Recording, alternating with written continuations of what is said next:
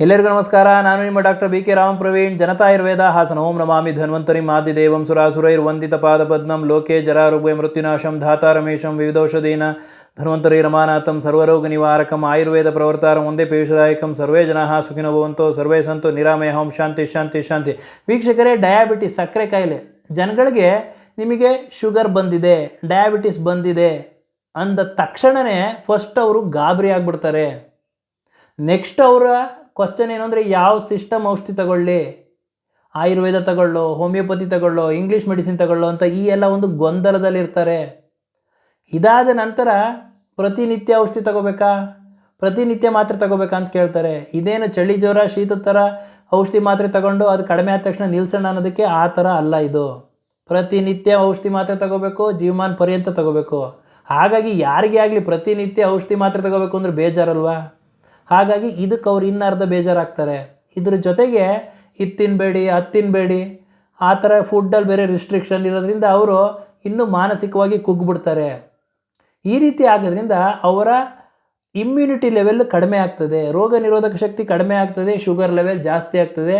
ಹಾಗಾಗಿ ಪ್ರತಿನಿತ್ಯ ಔಷಧಿ ಮಾತ್ರೆ ತಗೋಬೇಕಾಗ್ತದೆ. ಆಯುರ್ವೇದದಲ್ಲಿ ಒಂದು ಶ್ಲೋಕ ಹೇಳಿದ್ದಾರೆ, ಸ್ವಸ್ಥಸ್ಯ ಸ್ವಾಸ್ಥ್ಯ ರಕ್ಷಣ ಆತುರಸ್ಯ ವಿಕಾರ ಪ್ರಶಮನಂ ಅಂತ.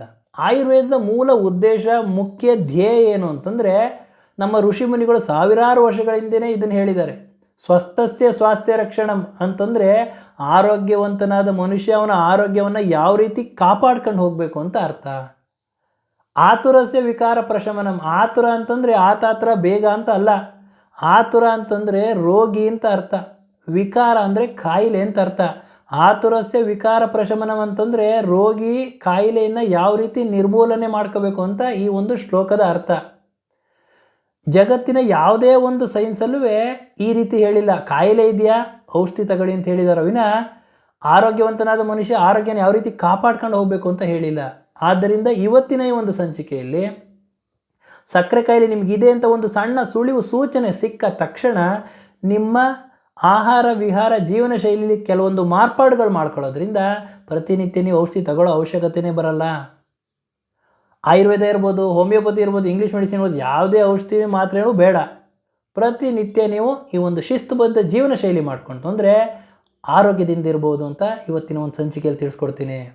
ಆಹಾರ ವಿಹಾರ ಜೀವನ ಶೈಲಿ. ಆಹಾರದ ವಿಷಯಕ್ಕೆ ಬಂತು ಅಂದರೆ ಏನು ತಿನ್ನಬೇಕು ಏನು ತಿನ್ನಬಾರ್ದು ಅನ್ನೋದನ್ನು ಮೊದಲು ತಿಳ್ಕೊಳ್ಳೋಣ.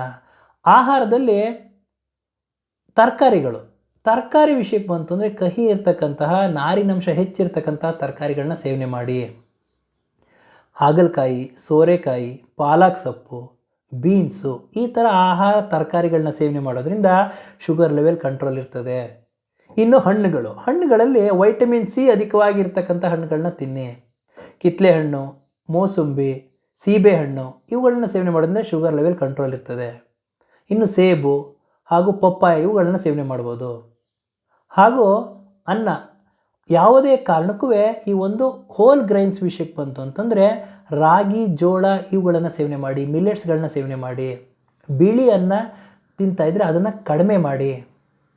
ಹಾಗೂ ಆದಷ್ಟು ಪ್ರೋಟೀನ್ ಅಧಿಕವಾಗಿ ಇರ್ತಕ್ಕಂಥ ಆಹಾರ ಪದಾರ್ಥಗಳು, ಕಾಳುಗಳನ್ನು ಮೊಳಕೆ ಬರೆಸಿ ಕಾಳುಗಳನ್ನ ಸೇವನೆ ಮಾಡಿ.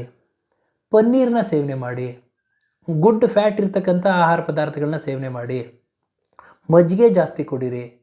ಹಾಗೂ ಹೆಚ್ಚೆಚ್ಚು ನೀರು ಕುಡಿಯೋದ್ರಿಂದ ಈ ಒಂದು ಶುಗರ್ ಲೆವೆಲ್ನ ನೀವು ಕಂಟ್ರೋಲ್ನಲ್ಲಿ ಇಟ್ಕೋಬಹುದು. ಯಾವಾಗ ಡೈಜೆಷನ್ ಸರಿಯಾಗಿ ಆಗ್ತದೋ, ಮೆಟಬಾಲಿಸಮ್ ಸರಿಯಾಗಿ ಆಗ್ತದೋ ಆರೋಗ್ಯ ಚೆನ್ನಾಗಿರ್ತದೆ.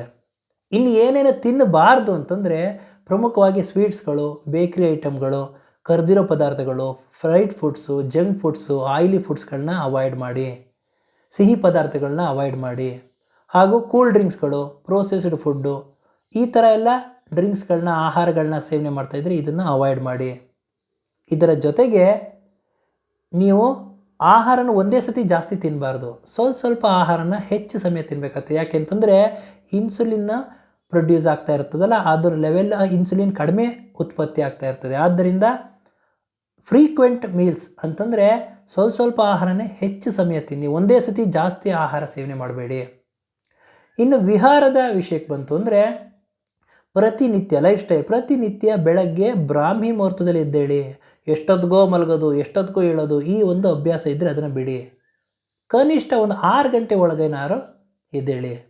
ಎದ್ದದ ನಂತರ ದೈನಂದಿನ ಒಂದು ಚಟುವಟಿಕೆಗಳ ಜೊತೆಗೆ ಪ್ರತಿನಿತ್ಯ ಬೆಳಗ್ಗೆ ಒಂದು ಅರ್ಧ ಗಂಟೆ ವಾಕಿಂಗ್ ಮಾಡಲೇಬೇಕಾಗ್ತದೆ. ವಾಕಿಂಗ್ ಮಾಡೋದ್ರ ನಂತರ ಕೆಲವೊಂದು ಸೂರ್ಯ ನಮಸ್ಕಾರ, ಪ್ರಮುಖವಾಗಿ ಒಂದು 12 ಸೂರ್ಯ ನಮಸ್ಕಾರ ಮಾಡೋ ಅಭ್ಯಾಸ ಇಟ್ಕೊಳ್ಳಿ. ಹಾಗೂ ಯೋಗಾಸನ, ಪ್ರಾಣಾಯಾಮ, ಧ್ಯಾನ.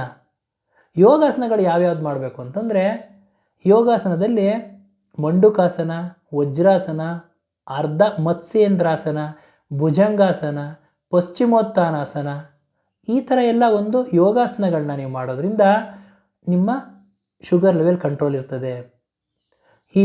ಈ ಆಸನಗಳು ಧನುರಾಸನ, ಪಶ್ಚಿಮೋತ್ಥಾನಾಸನ, ಈ ಎಲ್ಲ ಏನು ಆಸನಗಳನ್ನ ಹೇಳಿದ್ದೀನಿ, ಇದನ್ನು ಪ್ರತಿನಿತ್ಯ ನೀವು ಮಾಡಿದ್ರೆ ಶುಗರ್ ಲೆವೆಲ್ಲು ಕಂಟ್ರೋಲ್ ಇರ್ತದೆ. ಇನ್ನು ಪ್ರಾಣಾಯಾಮದ ವಿಷಯಕ್ಕೆ ಅಂತಂದರೆ ಇದರಲ್ಲಿ ಅನುಲೋಮನ ವಿಲೋಮನ ಪ್ರಾಣಾಯಾಮ, ಅದರ ಜೊತೆಗೆ ಕಪಾಲಭಾತಿ ಪ್ರಾಣಾಯಾಮ ಮಾಡೋದ್ರಿಂದ ನಿಮ್ಮ ಅಬ್ಡಮನ್ ಒಳಗೆ ಹೊರಗೆ ಆಗ್ತಾ ಇರ್ತದೆ.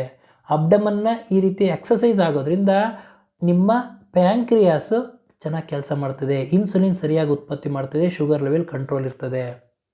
ಹಾಗಾಗಿ ಈ ಥರ ಒಂದು ಜೀವನ ಶೈಲಿ ಮಾಡೋದ್ರಿಂದ ನಿಮ್ಮ ಶುಗರ್ ಲೆವೆಲ್ ಕಂಟ್ರೋಲ್ ಬರ್ತದೆ. ಇನ್ನು ಏನು ಮಾಡಬಾರ್ದು ಅಂತಂದರೆ, ಬೆಳಗ್ಗೆ ಹೊತ್ತು ನಿದ್ದೆ ಮಾಡ್ತಾಯಿದ್ರೆ ಅದನ್ನು ತಪ್ಪಿಸಿ. ಲೇಟ್ ನೈಟ್ ಊಟ ಮಾಡೋದು, ಎಷ್ಟೊತ್ತಿಗೋ ಊಟ ಮಾಡೋದು, 11-12 ಗಂಟೆಗೆ ಊಟ ಮಾಡ್ತಾಯಿದ್ರೆ ಅದನ್ನು ನೀವು ಅವಾಯ್ಡ್ ಮಾಡಬೇಕಾಗ್ತದೆ. ಹಾಗೂ ಸ್ಟ್ರೆಸ್, ಒತ್ತಡ ತಗೊಳ್ತಾ ಇದ್ದರೆ ಅದನ್ನು ಒತ್ತಡರಹಿತ ಜೀವನ ನಡೆಸಬೇಕಾಗ್ತದೆ. ಬೆಳಗ್ಗೆ ಹೊತ್ತು ನಿದ್ದೆ ಮಾಡಬೇಡಿ, ಒತ್ತಡರಹಿತ ಜೀವನ ನಡೆಸಿ. ಹಾಗೂ ಲೇಟ್ ನೈಟ್ ಊಟ ಮಾಡ್ತಿದ್ರೆ ಅದನ್ನು ಅವಾಯ್ಡ್ ಮಾಡಿ. ಅರ್ಲಿ ಡಿನ್ನರ್, ರಾತ್ರಿ ನೀವು ಊಟ ಮಾಡಿದ್ದಕ್ಕೂ ನೀವು ಮಲಗೋಕ್ಕೂ ಒಂದು ಕನಿಷ್ಠ 2 ಗಂಟೆಗಳ ಕಾಲ ಗ್ಯಾಪ್ ಇರಬೇಕು. ಈ ರೀತಿ ನೀವು ಮಾಡ್ತು ಅಂದರೆ ಶುಗರ್ ಲೆವೆಲ್ ಕಂಟ್ರೋಲ್ ಇರ್ತದೆ.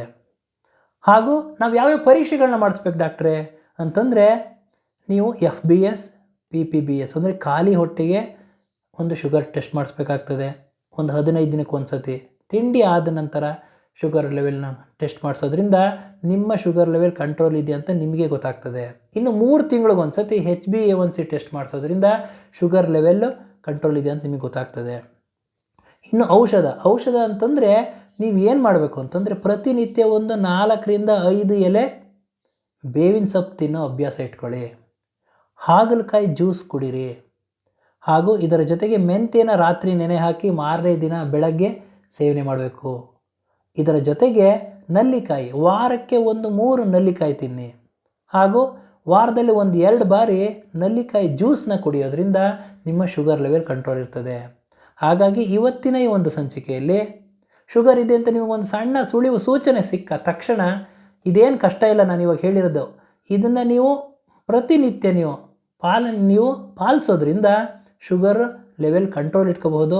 ಯಾವುದೇ ರೀತಿಯ ಔಷಧಿಗಳು, ಯಾವುದೇ ಪದ್ಧತಿಯ ಔಷಧಿಗಳು, ಮಾತ್ರೆಗಳ ಅವಶ್ಯಕತೆಯೇ ನಿಮಗೆ ಬರೋದಿಲ್ಲ. ಆದ್ದರಿಂದ ಇವತ್ತಿನ ಒಂದು ಸಂಚಿಕೆಯಲ್ಲಿ ಆಹಾರ ವಿಹಾರ ದಿನಚರಿ ಲೈಫ್ ಸ್ಟೈಲ್ ಯಾವ ರೀತಿ ಇರಬೇಕು, ಶುಗರ್ ಇದೆ ಅಂತ ಒಂದು ಸಣ್ಣ ಸುಳಿವು ಸೂಚನೆ ಸಿಕ್ಕ ತಕ್ಷಣ ನೀವು ಯಾವ ರೀತಿ ಮುನ್ನೆಚ್ಚರಿಕೆ ವಹಿಸಬೇಕು ಅನ್ನೋದನ್ನು ಇವತ್ತಿನ ಒಂದು ಸಂಚಿಕೆಯಲ್ಲಿ ತಿಳಿಸ್ಕೊಟ್ಟಿದ್ದೀನಿ. ನನ್ನ ಈ ವಿಡಿಯೋ ತಮಗೆ ಇಷ್ಟವಾಗಿದ್ದಲ್ಲಿ ಲೈಕ್ ಮಾಡಿ, ಶೇರ್ ಮಾಡಿ, ಹಾಗೂ ನನ್ನ ಎಲ್ಲ ಮುಂದಿನ ವಿಡಿಯೋಗಳಿಗಾಗಿ ಸಬ್ಸ್ಕ್ರೈಬ್ ಮಾಡಿ. ಧನ್ಯವಾದ.